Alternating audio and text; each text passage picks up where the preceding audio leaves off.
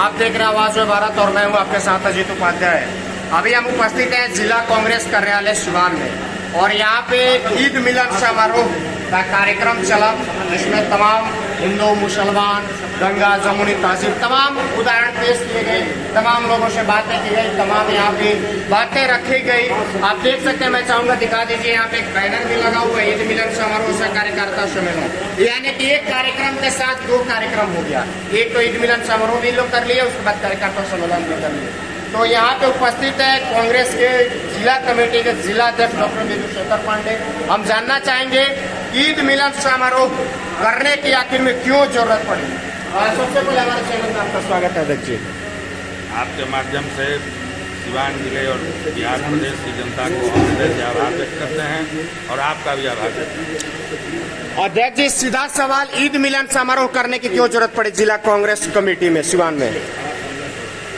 जिला कांग्रेस कमेटी का यह इतिहास रहा है कि हम लोग होली मिलन और आफ्तारी और ईद मिलन समारोह हमेशा से करते आए हैं। ऐसी कोई नई बात नहीं है और कोई नया कार्यक्रम नहीं है, ऐसा होता है। इसके माध्यम से ईद मिलन समारोह सह कार्यकर्ता सम्मेलन के माध्यम से क्या संदेश जो जिला यहाँ पे सिवान जिला वासियों को क्या संदेश देना चाहते हैं? हमारी सदस्यता समाप्त हो गई। सदस्यता अभियान जो हमारा चला है 3 महीने तक, वह अब समाप्त हो गया। उसकी सारी रिपोर्ट जब मेरे पास पहुंची तो मैंने यह देखा कि इस जिले के नए सदस्यों में 60% सदस्यों की संख्या हमारे मुसलमान भाइयों की। तो मेरे मन में लगा कि हम लोगों को उन लोगों का एक स्वागत करना चाहिए कि जो हमारे कांग्रेस पार्टी के वोट बैंक का जो एक बहुत बड़ा हिस्सा था, जो हमसे पिछड़ गया था, वह आज हमसे जुड़ना चाह रहा है। तो ऐसे मौके पर एक ऐसा मौका निकाला जाए कि हम उनका स्वागत कर सकें।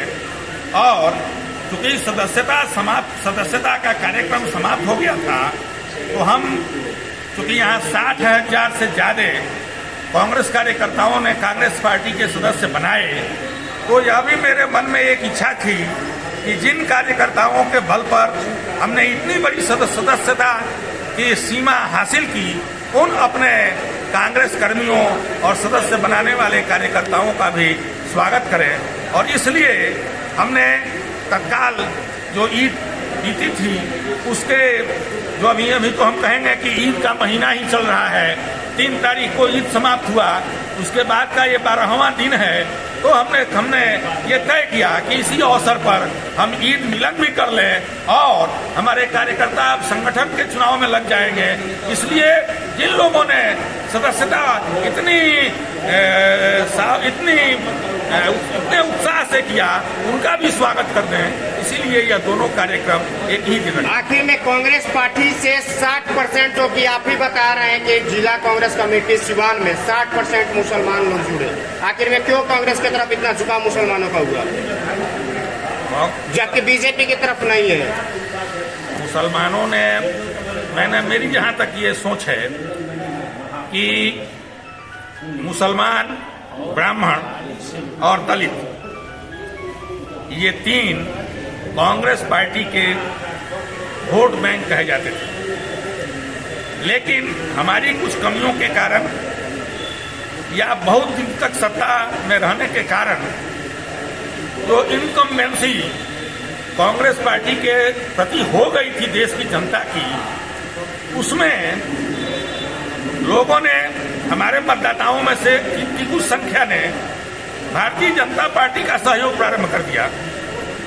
और मुसलमानों ने कभी भी भारतीय जनता पार्टी की नीतियों का समर्थन नहीं किया, भले ही वे दबाव में अटल बिहारी वाजपेयी को लखनऊ से सांसद बना देते हों, आज योगी के बुलडोजर की दबे खुलेआम शिकायत विरोध नहीं कर पा रहे हों, लेकिन उनका मन मिजाज कभी भी भारतीय जनता पार्टी के साथ नहीं रहा। तो आपका कहना है कि यहाँ पे मंत्री शाहनवाज हुसैन भी है, तो भी बीजेपी के दबाव में ही मंत्री बने हुए हैं?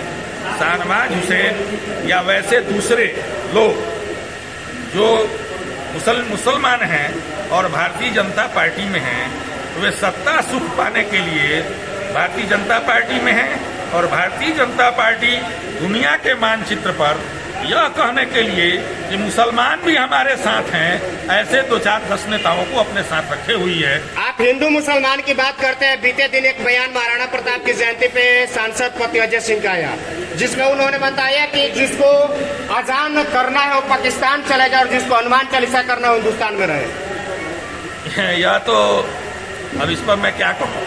नहीं, ईद मिलन समारोह आप लोग कर रहे हैं जिसमें आपने गंगा जमुनी तहजीब, हिंदू मुसलमान की बात, किसी के ईसाई की बात की, और उसमें ये बयान आता है बीते दिनों, तो इसमें कहीं ना कहीं लोकसभा चुनाव भी अब नजदीक है, 2 साल रह गए हैं।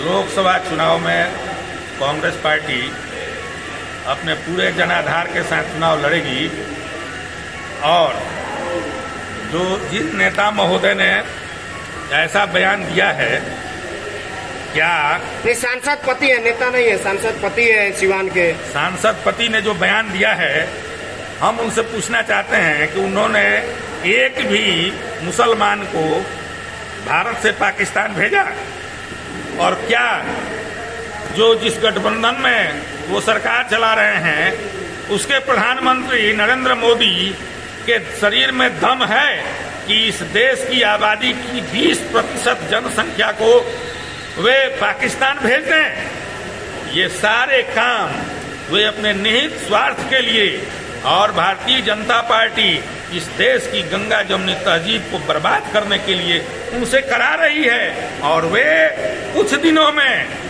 अगर उन्हें भारतीय जनता पार्टी का टिकट देने का आश्वासन अमित शाह दे दें तो वे आज जनता दल यूनाइटेड को छोड़कर भारतीय जनता पार्टी में शामिल हो जाए। अध्यक्ष जी वो बता रहे हैं कि हमारे मुखिया यानी कि नीतीश कुमार जो हमारे नेता हैं वो भी हिंदू हैं, जबकि वो सेक्युलरिज्म की बात करते हैं, ईद मिलन समारोह वो भी करते हैं, इफ्तार पार्टी का आयोजन वो भी रखते हैं, तो फिर किस आधार पर इस बयान को माना जाए?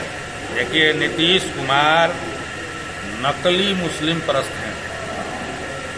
बिहार में एक तरफ वे कहते हैं कि हम बिहार में सीए और एनआरसी को लागू नहीं होने देंगे, और जब संसद में जब उस पर बिल पेश होता है तो वे सीए और एनआरसी लागू होगा इसके पक्ष में मतदान करते हैं।